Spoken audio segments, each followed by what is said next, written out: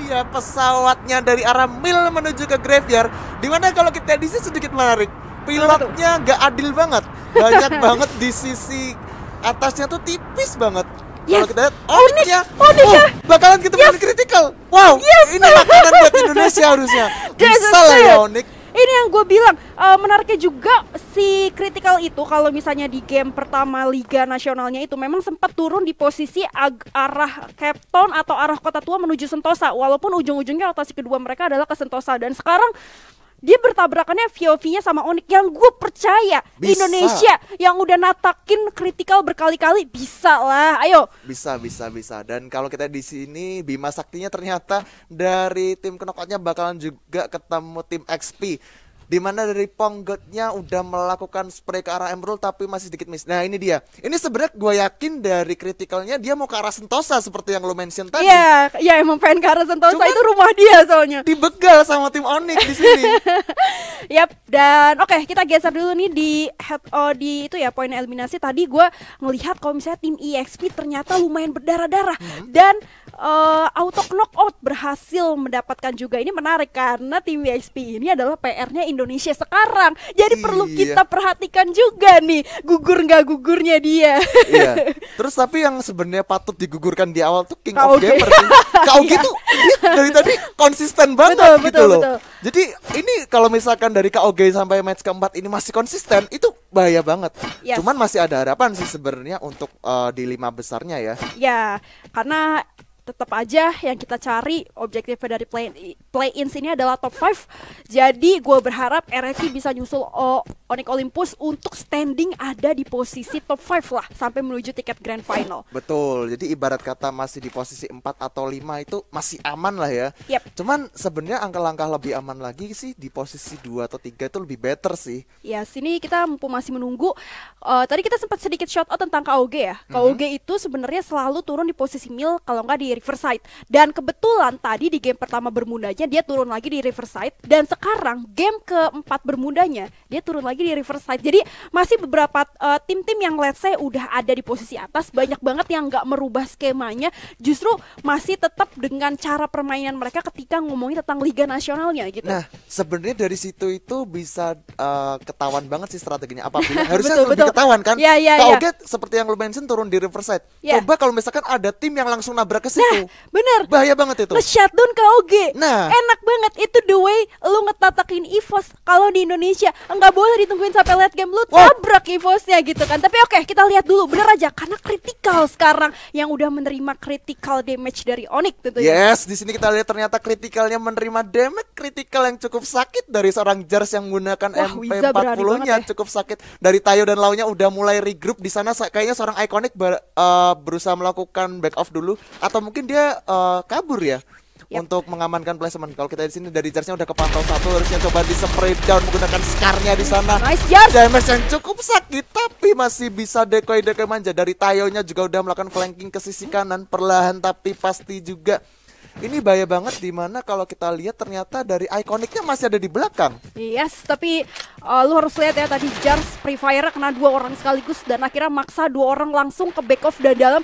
Nah ini EXP nih yang tadi memang lagi head on terhadap auto knock dan sempat dimenangin oleh auto knock, which is good buat Indonesia ya, karena PR Indonesia adalah membuat EXP runtuh. Tapi ternyata EXP masih bisa memberikan sebuah perlawanan yang signifikan juga untuk di early game. Iya tadi gue takjub banget sama Ponggot dimana dia menggunakan plasma jajakannya. Di sini bisanya terkena down, Jarsnya melakukan spray down ke arah Iconic di sana.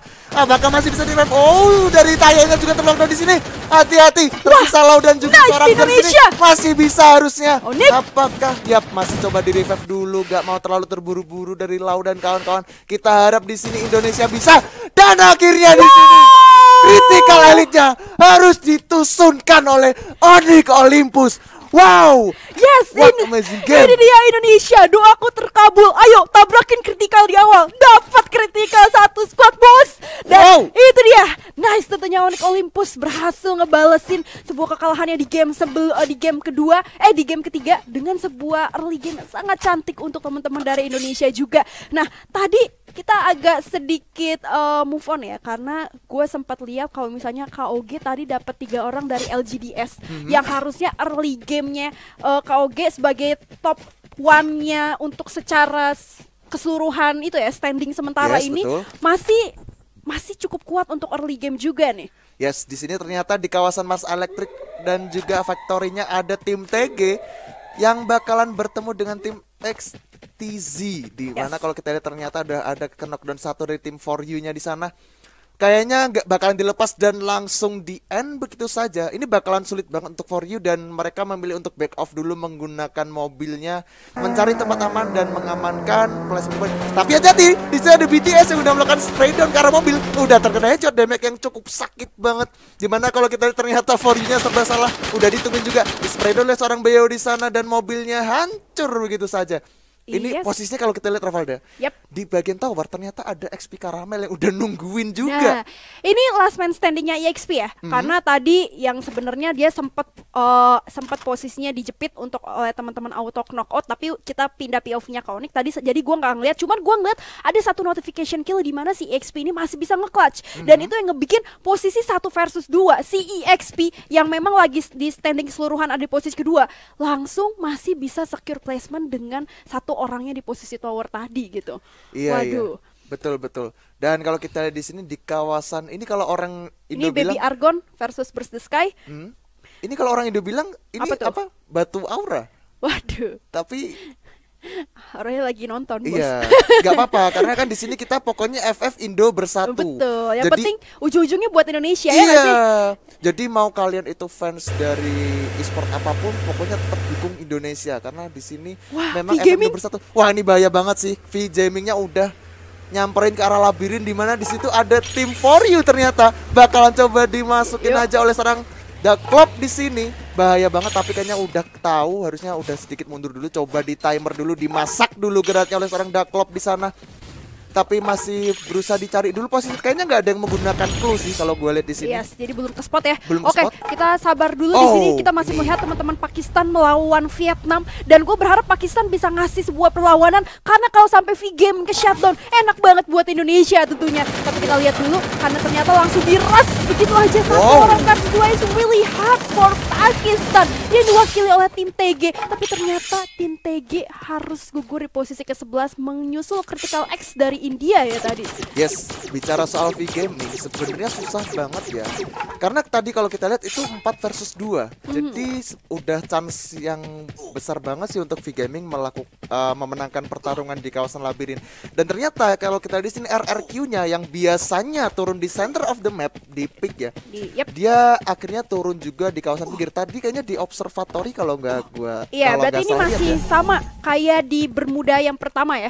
Di Bermuda yang pertama yang tadi RRQ sempat ketemu sama LGDS dan juga sempat ketemu V-Gaming dan akhirnya sempat ngeratain LGDS dan dapat beberapa V-Gaming kalau kita berbicara tentang game 1 Bermuda. Tapi ternyata LGDS-nya di sini jadi makanan buat teman-teman KOG di posisi atas map, di posisi shipyard, karena tadi memang si LGDS turunnya di situ dan ternyata ketemu KOG-nya juga di situ. Dan di sisi lain V-Gaming-nya di sini udah rotasi pakai kaleng, sebuah skenario yang basic ketika kita mau jemput zona dengan menggunakan satu alat kendaraan yang lebih cepat ya. Nah, ini Burst the Sky juga lumayan PR karena dia secara standing lagi ngejar nih, lagi naik posisi Indonesia, lagi naik buat ngejar posisi Indonesianya. Yes, gue setuju banget. Dan tadi kalau gue sempet lihat itu di kawasan Batu Aura, dangernya udah di spawn gitu aja. Ini bahaya banget sih untuk tim BTS. Kan? Ini kayaknya gak ada atap. Bahaya banget sih kalau misalkan gue harus melihat player ini terknockdown oleh Danger. Karena Danger sekarang itu bisa gue bilang serem banget sih, knock end boy. Bukan boy ya, maaf girl. Gak, ini sedikit relaksasi. Saya memang sudah tidak pernah dianggap wanita ya kadang-kadang. Oke, tapi ini menarik, ada Baby Argon, Baby Argon yang dari Malaysia, kemudian ada XTZ juga, ini dari India, adalah satu-satunya perwakilan India di game keempat sekarang karena Critical X-nya udah gugur duluan ya tadi. Kemudian masih ada Burst the Sky juga yang kita tahu dia salah satu perwakilan Vietnam yang lagi naik bersamaan dengan saudaranya V-Gaming. Nah, ini RRQ yang udah tadi juga dia sama skemanya ketika dia ngambil map kiri atas, lalu akhirnya next rotationnya basic lewat Bima Sakti Trip juga. Bima Sakti Trip tadi tempat drop pointnya si EXP, tempat drop pointnya juga auto knockout. Tapi perlu diingat auto knockout udah lumayan berdarah-darah sama si EXP tadi. EXP juga tersisa 1 orang. Nah, jadi harusnya masih bisa disusul sih. Nah, bicara soal auto knockout, tadi kita udah sempat lihat di mana auto knockoutnya dia mengamankan kompon di kawasan rumah L yang ada di Bima Sakti. Tapi dari RRQ-nya nggak coba rotasi ke sana. Kayaknya dari tim RRQ-nya dia mungkin bakalan sedikit holding position di sini, atau mereka memilih holding position di kawasan rumah sabun yang ada di pik sana. Gue senang sih RRQ di sini udah lebih sabar. Betul. Udah lebih bermain dengan menurunkan ego. Jadi nggak masalah untuk lebih decide menuhin research di awal-awal, cari glue wall sebanyak-banyaknya juga, terus menuhin medical kit, dan sampai akhirnya kita menuju middle game minimalnya udah cukup kuat gitu, dan nggak terlalu ngeras lah, posisinya agak ditahan gitu emosinya. Ya, karena kadang juga kalau nafsu itu nggak baik juga ya. Yeah. Terkadang dari RRQ dan Onyx sedikit harus mencari momen yang pas dimana ketika mereka harus maju melakukan clash. Sebenarnya paling enak itu jadi third party sih, ketika lagi ada peperangan kita berusaha melakukan steal kill, kemudian kita bisa menculik satu persatu, itu lebih better ketimbang kita lagi perang ternyata ada orang ketiga, orang keempat dan seterusnya, itu malah gak cuan banget sebenarnya. Ya, tadi kalian sempat lihat ya, itu ada 3 poin eliminasi yang udah di-secure sama KOG. Itu adalah poin terhadap LGDS. Tadi Riverside merupakan tempat drop poinnya teman-teman KOG yang sekarang dia udah masuk ke arah center of the map juga. Artinya next zone-nya mereka udah pada baca juga dari predik kalau misalnya akan bersinggungan juga Indian of the Store-nya di posisi pick. Tapi ternyata masih ini benar-benar sekeseluruhan tim agak cukup defensif menuju middle game-nya, karena memang udah harus ngejar point placement sih kali ini, mengingat ini udah masuk ke pertengahan game gitu. Iya, bisa dibilang ini game keempat. Gak terlalu seagresif di match-match sebelumnya ya. Kalau kita di sini memang dari kebanyakan tim itu mereka memilih untuk menahan di komponnya masing-masing. Karena sejujurnya kalau misalkan ini kompon ada di tim BTS itu bakalan enak banget sih posisinya, karena dia bisa dari vision dari arah pick juga bisa, dari arah Pochinok bisa. Cuman yang jadi masalah adalah di sini tempatnya terlalu open. Yes, mungkin yang so far masih cukup paling enak juga di sini KOG ya, karena KOG masih dapat 1 kompon kuat, dan di sini Burst the Sky seenggaknya advantage mereka dalam mereka bisa dapat posisi di atas ataupun di posisi lower ground. Nah, ini Baby Ergen juga sebenarnya masih enak. Ini adalah tempat yang kita tahu rumah lantai 2 yang cukup kuat untuk defense dan susah banget buat matahin peperangannya, let's say dari rumah lantai 1-nya. Jadi Baby Ergen juga so far masih cukup enak, dan masih enak juga buat teman-teman dari KOG sih, terutama yang sebenarnya dapat banget rumah labirin yang masih tengah-tengah dari zona itu sendiri gitu. Iya. Ini zonanya bener-bener kalau menurut gua sih agak sedikit gak adil, karena oke lah mereka mendapatkan beberapa kompon yang menarik ya. Cuman di sini yang bakalan menjadi sulit adalah untuk tim XTZ mungkin yang bakalan mencoba masuk ke arah rumah sabun. Karena kalau kita lihat tadi RRQ-nya juga sempat mau masuk ke arah rumah sabun, tapi gue belum tahu sih dari RRQ-nya mereka masih berada di kawasan Bima Sakti yang tadi ada gubuk kecilnya, atau mereka udah rotasi ke arah kompon berikutnya. Karena dari tadi kalau kita lihat ternyata lagi berfokus ke arah pick di mana ada 3 tim, KOG, XTZ dan juga tim Argon ya. Iya. Gue rasa Baby Argon sama KOG karena udah ngeluarin airdrop bakal hold position di sana sampai nunggu next zone-nya. Dan di sini tadi menariknya XTZ masih bisa pembagian spread out 2-2, di satu di rumah kecil, satunya lagi di rumah letter L. So far masih cukup enak-enak aja, dan Olympus lebih memilih sedikit menahan zona next-nya di arah Pochinok. Dia harus, dan yang gue suka dari Olympus adalah mereka ngebiarin fight dulu di arah depan, baru habis itu dia masuk dengan sangat sabar sampai setelah teman-teman yang ada di dalam zona itu udah pada berperang dan gak fokus terhadap posisi Onyx yang tiba-tiba secara sneaky masuk. Dan ini yang berusaha untuk dilakukan sama Olympus ketika dia di Bermuda pertama tuh ya. Dia juga ngebiarin teman-teman dari saat itu dari Critical X, pokoknya ada 2 orang yang lagi fight di arah rumah sabun di Bermuda pertama, dan itu ditungguin aja sama teman-teman dari Onyx, dan Onyx jadi third party udah tinggal menonton gitu kan. Yap. Dan ternyata di sini tim BTS yang fokusnya teralihkan oleh tim VGM yang berusaha masuk menggunakan mobilnya sana. Wow, damage yang cukup sakit sekali dari seorang Daklop di sini. Dan BO-nya juga udah melakukan tapping aja. Dan di sini kayaknya Onyx punya peluang untuk menjadi third party nih. Yes, Onyx ketika mendengar suara firing kayak gitu udah langsung nggak pengen buang waktu, dia langsung ngambil kesempatan untuk ngambil step ya, biar pertama nggak terlalu di aware dan siapa tahu bisa steal kill. Tapi ternyata seorang Laul justru harus menerima damage balik. Di sisi lain juga di arah high groundnya itu udah ada Baby Argon kali ini. Baby Argonya udah nungguin Onyx juga. Ini bakalan susah banget sih sebenarnya untuk Onyx, kecuali dari Onyxnya bisa menunggu momen di mana XTZ ya. Ini bisa karena si Baby Argon ini dia lagi fight sama si XTZ sama si India ini. Betul. Dan menariknya Olympus harusnya masih bisa jadi third party, tapi ternyata Baby Argon perwakilan dari Malaysia nggak bisa dibiarin begitu aja karena dia sudah aware sama kedatangan teman-teman Onyx Olympus. Yap, ini bakalan sedikit susah banget untuk tim Onyx dan kawan-kawan, di mana LGDS harus puas di posisi ke-10 juga. Ini udah zona ke-4 mau ke-5. Oh, Wizanya ter-knockdown begitu saja di sini kalau kita lihat. Dan Jersey berhasil berhasil 1 point kill, tapi Jersey harus dibalikin ke knockdown juga. Tersisa Tayo dan juga Lau di sini. Apakah masih bisa masuk ke dalam zona ini? Bakalan susah banget. Tersisa Tayo seorang diri, bakalan menjadi the last standing man. Oke, dari Tayonya nggak mau terlalu terburu-buru juga. Dia masih coba holding, menunggu momen yang tepat untuk masuk ke dalam zona. Karena, hati-hati Tayo. Aduh, movement-nya pindah di mana dari sini kita lihat RRQ Champion-nya sepertinya bakalan coba melakukan spray ke arah tim tim XP ternyata. Nice, RRQ nge-shutdown XP. Tentunya yang memang kita tahu secara standing posisi lagi di posisi kedua. Tapi kita lihat dulu kali itu seorang Chanzu berhasil memberikan satu lagi kah, atau ternyata berhasil di steal kill kali itu. Wow. Akhirnya di sini BTS-nya harus pulang juga. Auto knock-out-nya pulang di posisi keempat juga. Di sini RRQ masih bisa buya. Tersisa 3 tim. Come on Indonesia. FF Indonesia bersatu. Come on, komen yang banyak guys. Pokoknya ini Indonesia harus bisa buya sih. 6 poin kill udah diamankan. Baby Argonya juga harus pulang. Tersisa 2 tim. Indonesia harusnya bisa sih. Tersisa RRQ dan juga tim KOG. Ini dia.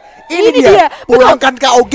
Ya, let's go shutdown di KOG from Thailand tentunya, di mana seorang Okaner juga udah ke split 3-1 karena berusaha untuk mesecure secara placement juga, dan Okaner langsung memberikan sebuah sedikit spread out dari arah yang cukup jauh. Udah ada backup support juga dari 3 teman-teman RRQ Hades dari sisi kanan. Berhasil menok 1 orang lagi terhadap Thailand kali ini. So, Indonesia kita masih berusaha untuk lihat juga dari kapten kita Sangley Galak yang berusaha untuk ngasih backup support dari sebelah kanan, tapi hati-hati di arah depan udah ada yang keras juga dari posisi KOG. Yes, kalau kita di sini lagi Galotnya masih mencoba melakukan distraksinya, coba di spray down di sana, coba dimasak dulu ke granatnya. Oh, Kandernya berhasil mendapatkan seorang Osaka di sana. Aduh, granatnya mantul Bapak lagi Galot. Apa yang terjadi? Hati-hati, coba di jumpsuit yang cukup baik. Dan 1 di sini langsung diantar Mamun. Tersisa 1 lagi. Come on Indonesia. Kau bisa. Lagi RRQ. Di posisi ke-1. Wow, what amazing game. RRQ Hades berhasil mendapatkan buyanya. Galot menjadi MVP dengan 7 poin kill. Wow. Ini dia Galot membuktikan sebuah kapten terkuat di bumi. Dan gimana ya, man,